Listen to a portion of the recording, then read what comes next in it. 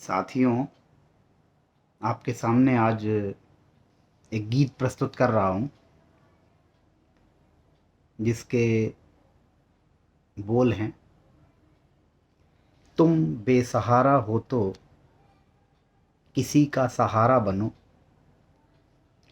तुम बेसहारा हो तो किसी का सहारा बनो, तुमको अपने आप ही सहारा मिल जाएगा।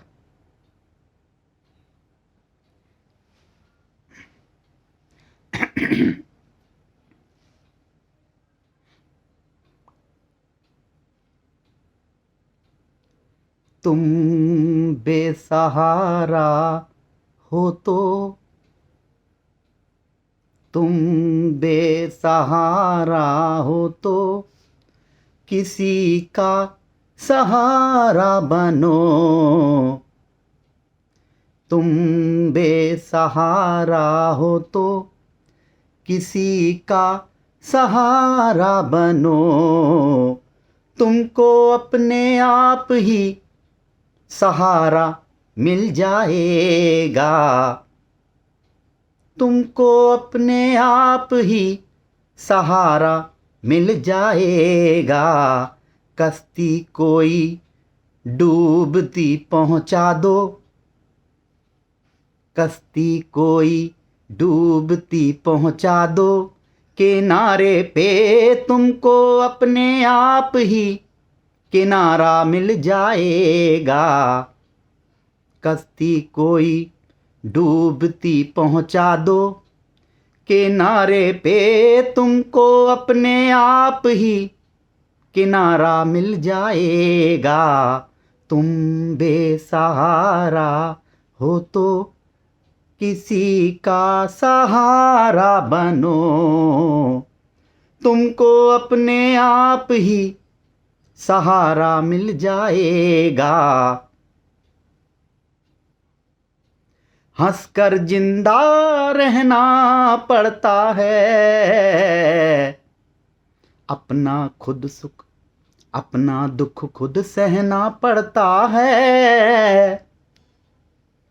हंसकर जिंदा रहना पड़ता है, अपना दुख खुद सहना पड़ता है। हंसकर जिंदा रहना पड़ता है, अपना दुख खुद सहना पड़ता है।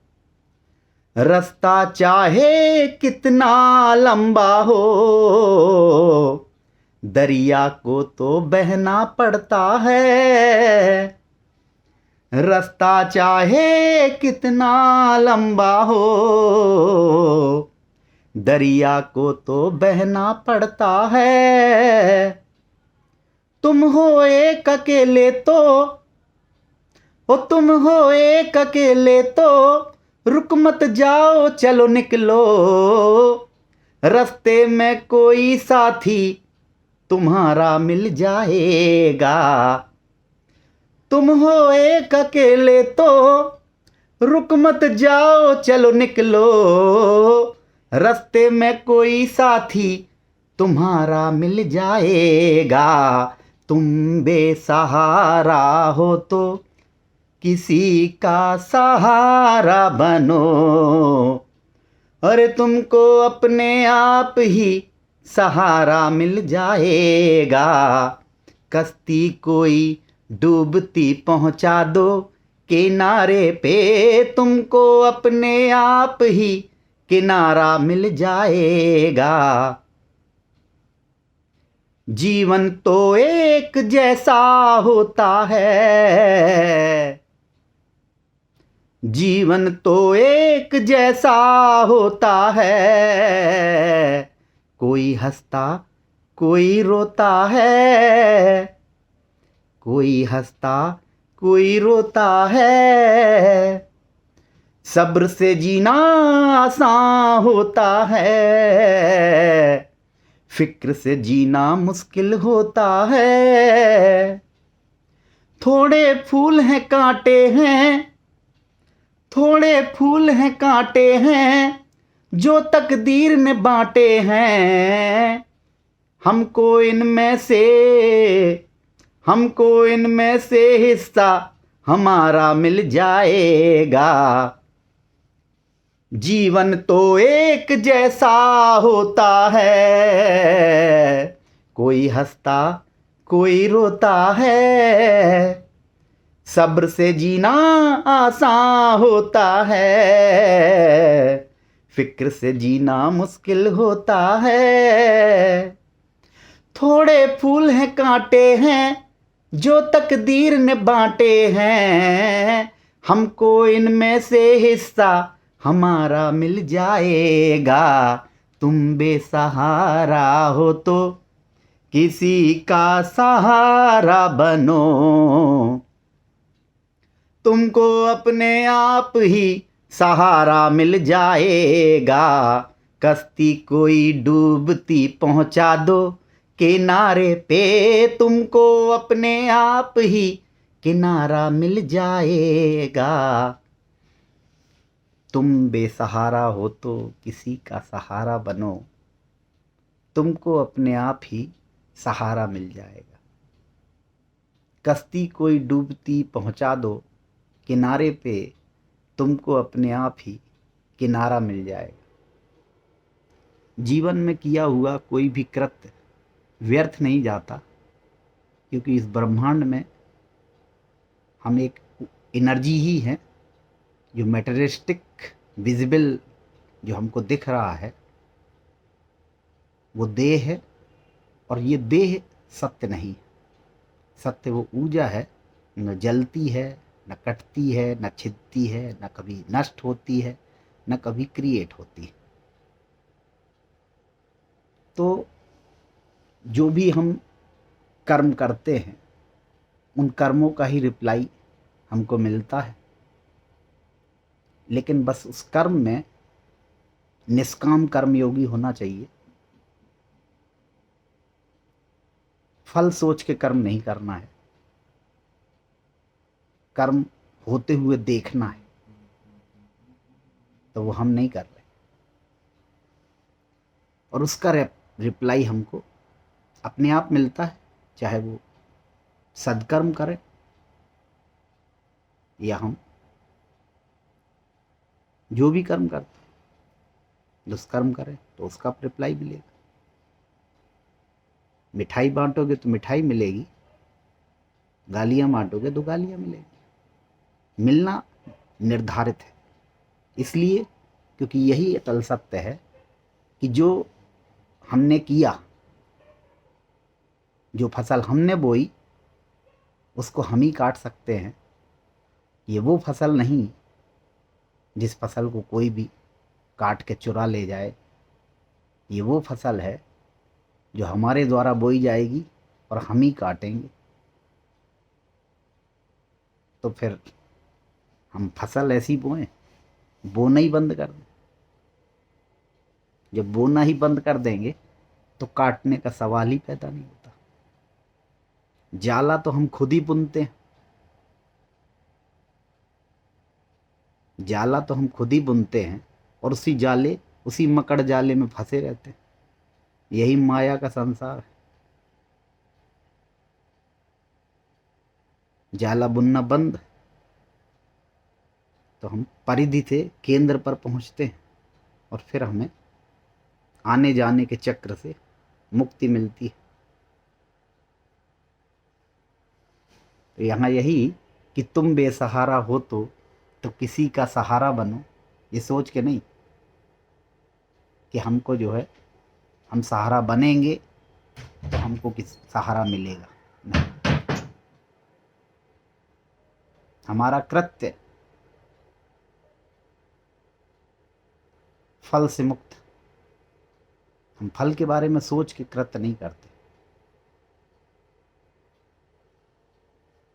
हमारा कृत्य तो है निर्धारित है, कृत्य भी निर्धारित, फल भी निर्धारित।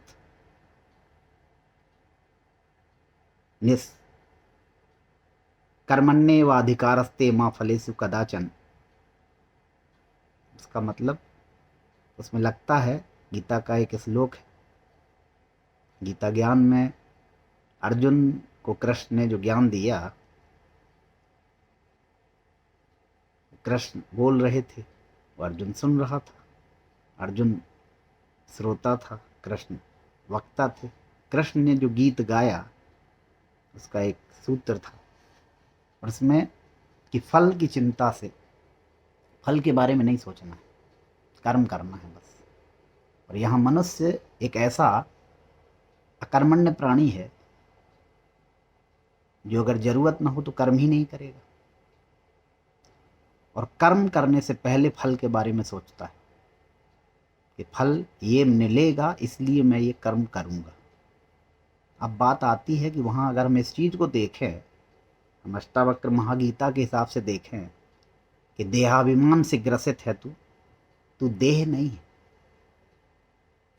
तो वहाँ पे हर चीज़ निर्धारित है। ये भी निर्धारित है कि फल क्या मिलना है, और वो फल जो मिलना है उसके लिए कर्म भी निर्धारित है। तू करे न करे करना पड़ेगा, तेरी बुद्धि वैसी ही बन जाएगी। हर चीज़ निर्धारित है, हर क्षण निर्धारित है, और जब निर्धारित ही है सब कुछ तो हम कर्म होते हुए देखें दृष्टा बन के। अकर्मण्य बन के तो नहीं बैठेंगे। आपको लगता होगा कि बैठ जाएंगे, तो बैठ ही नहीं सकते। इसलिए नहीं बैठ सकते, जब सब कुछ निर्धारित है तो हमें तो करना पड़ेगा। अपने आप को अगर हम बंद भी कर लें कमरे में ताला लगा के, तो हमें निकलना पड़ेगा वहाँ से।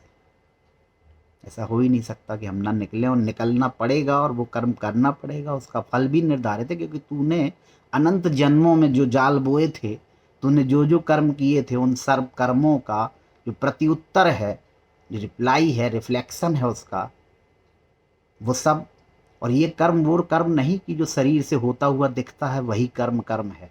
इसमें वो भी जुड़ा हुआ है जो मन से सोचा गया कर्म। सिर्फ ये नहीं है कि आपको लगता हो कि मैंने तो किया ही नहीं, मैंने तो सिर्फ सोचा था। नहीं, सोचा था वो भी जुड़ा है। तभी तो वहाँ है कि जो तू सोचता है वो भी मुझे भज रहा है। कृष्ण कहते हैं गीता में कि तू जैसे जैसे मुझे भजेगा, तो मैं नहीं भजूंगा, तू तो अपने आप भजेगा वैसा। ईश्वर only the presence of God. ये ब्रह्मांड वही है, आंख बंद करके भी वही है, आंख खोल के भी वही है, उसके अलावा कुछ नहीं। हम उससे बाहर निकल के कहीं जा ही नहीं सकते, हम उसी के अंदर समाहित हैं। सब मुझ में समाया है, मैं सब में समाया हूँ, कण कण में मैं व्याप्त हूँ। तो जब मैं उसी में समाया हूँ तो मैं उससे निकल के तो जा नहीं सकता। अब जो मैं चाहे मन से करूँ चाहे शरीर से करूँ, जो भी चल रहा है उसका रिप्लाई, उसका रिफ्लेक्शन, बाउंसिंग, वो हमारी तरफ आनी है लौट के। तो मन से किया हुआ या तन से किया गया, उन्हीं का ये जीवन जो है, ये जीवन यही है, ये कर्मों के कारण है। इससे मुक्ति का एक ही तरीका कि हम बोना बंद कर दें। तो वो कहेगा व्यक्ति कि बोने का मतलब हमको अकर्मण्य हो जाना चाहिए, कुछ नहीं करना चाहिए। नहीं, ऐसा नहीं है। उसका मतलब ये है कि आप उन कर्मों को होते हुए देखें, आप दृष्टा बन जाएं। अब बोले मैं तो देखता हूँ, नहीं, देखना वो नहीं है। हर क्षण सिर्फ उसी में लीन है, उसी का नाम जप रहे हैं, और इस शरीर को मैं नहीं हूँ। ये शरीर कर रहा है, मैं देख रहा हूँ। मैं देखने वाला अलग है। अगर देखने वाला अलग ना होता तो आंख बंद करके भी दिखता है। आंख बंद करके शरीर को हम देख सकते हैं, और आंख बंद करके जो दिखता है वही परम सत्य है। क्योंकि इंट्रोवर्ट होगे तभी जान पाओगे, अंतर्मुखी होकर ही जान सकते हैं। बहिर्मुखी होकर कुछ नहीं जाना जा सकता। बहिर्मुखी में सिर्फ संसार दिखता है, प्रकाश में सिर्फ संसार दिखता है, और उस अंधकार में, अंधकारतम में उस प्रकाश पुंज के दर्शन होते हैं। वो किसी किसी को करोड़ों अरबों में कोई व्यक्ति होता है जो अपने पुण्य कर्मों के कारण जान पाता है, आत्मसात कर पाता है, उसका एनकाउंटर होता है, वो आत्मज्ञान से परिचित होता है।